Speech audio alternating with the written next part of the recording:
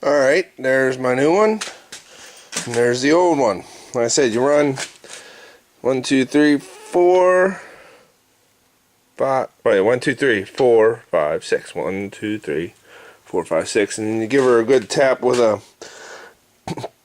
dead blow hammer, and she comes right off.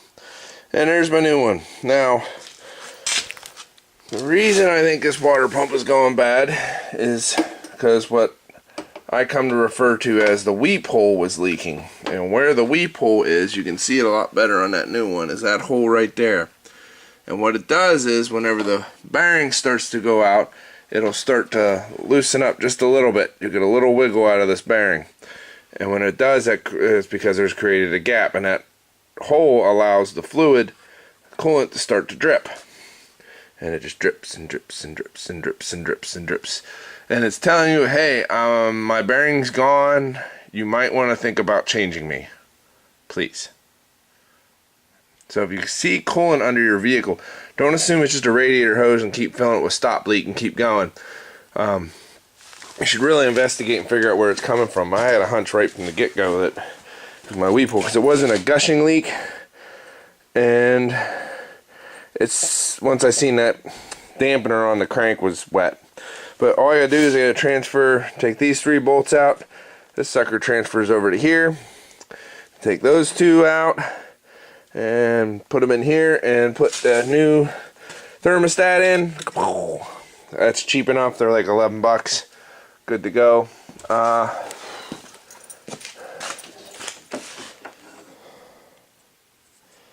think I am gonna get a new belt.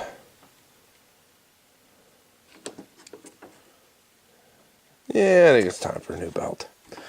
We'll get a new belt. The idler pulley seems good though. I believe I changed that last time. So we'll go ahead and I'll transfer this stuff over, and if I see anything I can think of what's interesting to show you while I'm doing it, I'll let you go. I'll show you. But got a lot more space in here without that water pump. I have to clean all that gasket off, all those gasketed surfaces. Scrape, scrape, scrape, wipe, wipe, wipe, scrape, scrape, scrape, wipe, wipe, wipe. Maybe hose it down with some cleaner too. A little dirty in there. Surprisingly dirty in there, but definitely a little dirty in there. Alright, we're getting to it. Let's do it.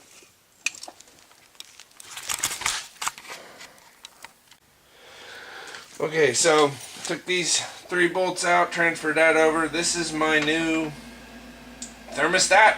I am trying a little bit of an experiment here where between the new and the old one, this one being the old one, as you can see on this one, I drilled a little hole. I heard that helps it bleed the thermostat. Or bleed the cooling system a little bit better, because it actually lets water get past the thermostat, but not enough to really affect the overall running of the truck or vehicle. We're gonna try it. If this truck blows up, I just get another one, because it's really starting to make me mad. But there is no, on these GMs, there is no gasket. There's no gasket that goes here. So take your time, take a little bit of Scotch-Brite, clean this up real well, and then also take your pick and scrape up in and around here, get all nice and into here. Don't want to dig into the aluminum, but you want to get as much of that gunk out as you can,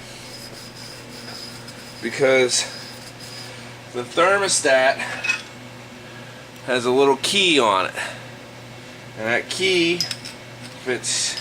Oh wait, sorry, upside down. Fits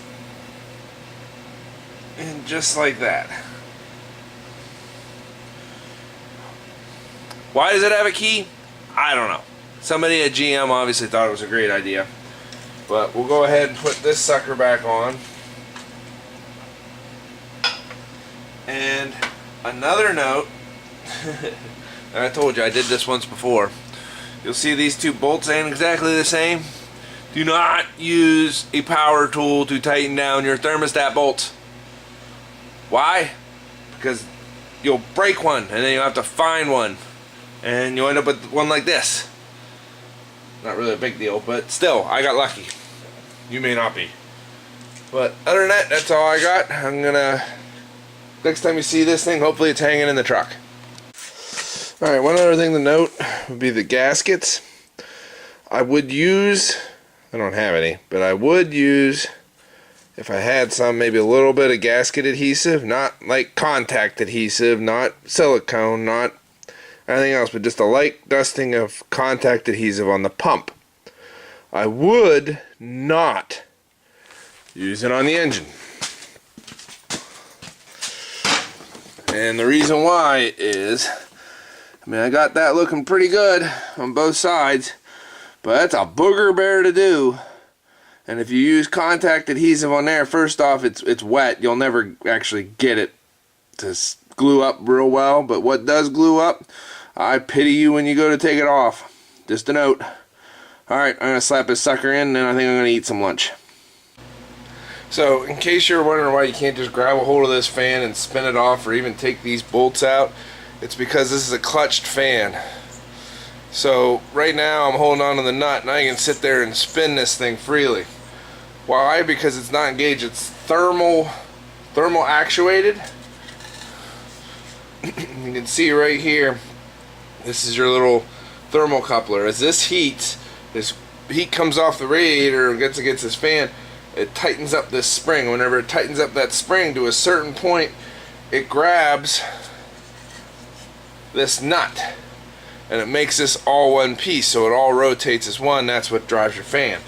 So like I said, with it cold, you're not going to be able to get it, I guess. And I wouldn't recommend this. It's just me hypothesizing. If you could figure out a way to heat this up a little bit, you could get it to lock and then maybe spin it off by hand. But seeing as how this is a plastic fan, and these fans are usually quite expensive. Quite. Remember, I know for a Dodge Ram Cummins 12 valve, the clutch fan in it is like $500 used. I wouldn't be trying it. I would do what I just did. But to put it back on, all we're going to do is screw it back on by hand until we get it snug, until the belt starts to slip. And then I'll probably just give it another whack with the hammer and give it that little bit of extra sticking them on. And other than that, it's good. Now, I haven't talked about torques, what torque I'm using for everything, and here's the reason why. Is basically what we're doing right now is plumbing for the most part. And with plumbing, working on houses, I found that a lot of times you run it tight, you know, not over tight, not super tight. You don't grunt to it, but you just tighten it up, and then you put pressure to it, whatever pressure it's supposed to operate at. We'll run the truck for a little bit, and you look for a leak, and if you see a leak, you tighten it a little further and a little further and a little further till the leak stops. And the reason for this is to keep from over tightening. If you over tighten something and you break it, it just broke. But if you get it so it's tight, like on that thermostat housing, I used my 1/4-inch ratchet and just got it to the point where it was nice and tight with the 1/4-inch ratchet. I didn't put no 3/8, no breaker bars, no nothing, besides the fact of broken bolts. And I know I've been talking for a couple minutes and I'm holding a fan here, but I just wanted to cover why I didn't do that. But anyway, to show you the state of things and where we're at right now, I've got the new pump in. Sorry, that hose is in the way. Got the new pump in. I got the serpentine belt on. I decided not to run back into town and get another serpentine belt. A lot of you are going to complain that I didn't change the tensioner or the serpentine belt. Here's the thing. I need this truck to run today. Like, this was not a planned fix. So I will go back and change it eventually, but for right now I can do all this without draining the entire cooling system. I can take that belt off over the fan. I might have to remove the shroud again, but take it off over the fan. It's not that big of a deal. Same thing with the tensioner. I can change that without draining out all the coolant and starting all over again. So that's why I'm not doing it right now. One, it's not that big of a deal to do later. Two, I need my truck back. Okay. Alright, I'm gonna stick this fan on.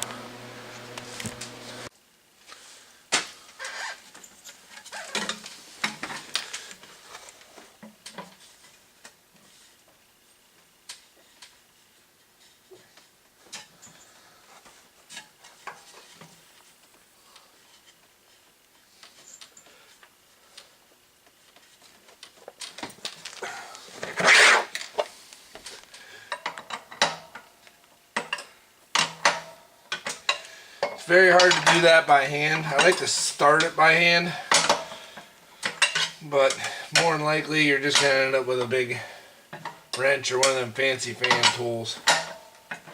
Spin it the rest of the way on, because it's tough to fit your hand back here. Or at least it's tough to fit my hand back here. George might be able to get it, but Barry can't. Know what I mean?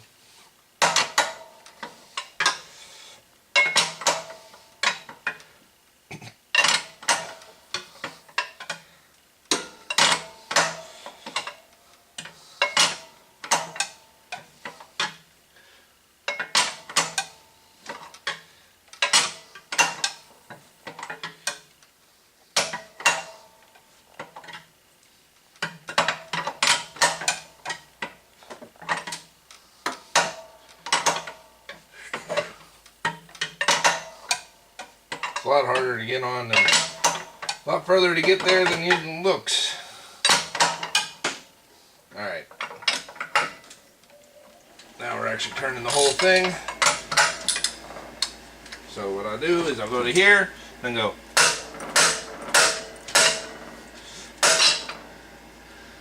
And we'll call it good enough.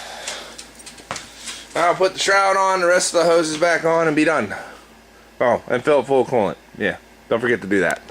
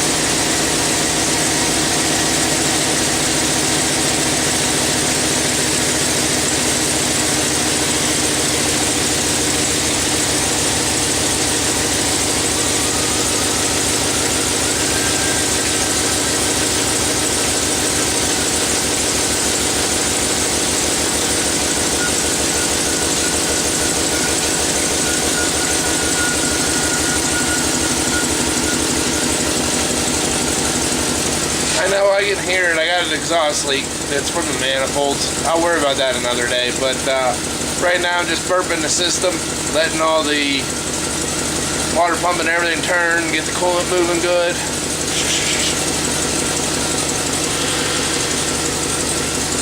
And it's already sucked that sucker dry.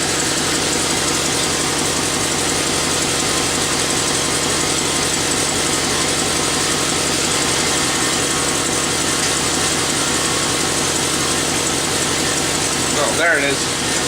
I'll just place my antifreeze.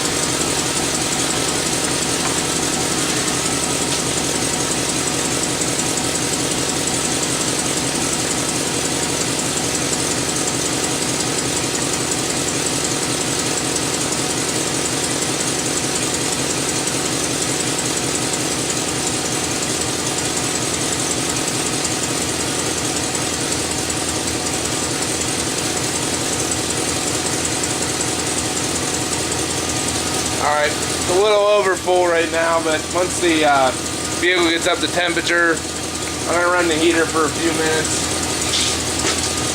Once it fills up the heater core and everything, it should go back down.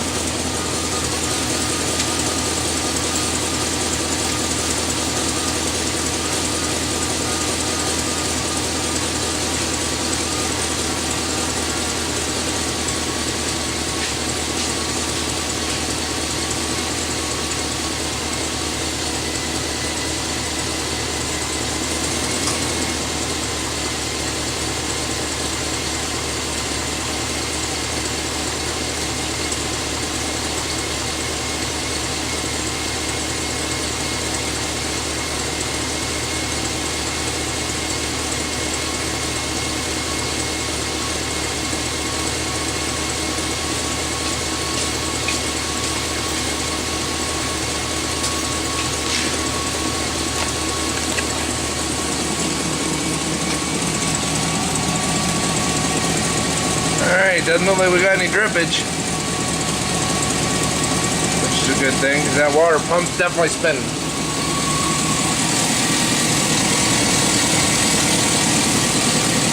I don't know what I did with my light again.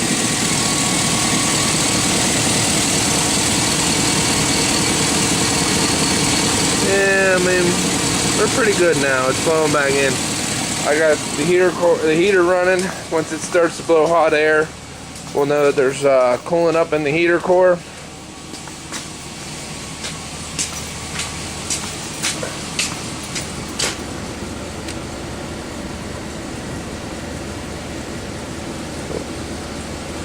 Yeah, it's still blowing cold. Of course, the truck's still running cold.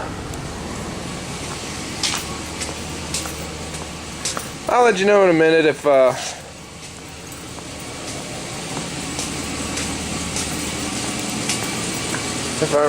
notice anything out of the ordinary or whatnot. No, I'm gonna start cleaning up some tools while this thing runs. Probably open up the door. Might pull that thing in yet today. I was supposed to be working on it today. Stupid truck. Alright. Truck came up to temperature. I just shut her down. Yeah, those headlights are on delay. Don't worry. But, I call it mission success. I don't see anything leaking on the ground. And we brought her up to temperature and she held. About 15-20 minutes. So I'm going to clean up and move on to bigger and better things. Project 1 of my vacation is now done. Hopefully that's the only unexpected problem of this vacation. Project, whatever. You know what I mean. Blah. Peace.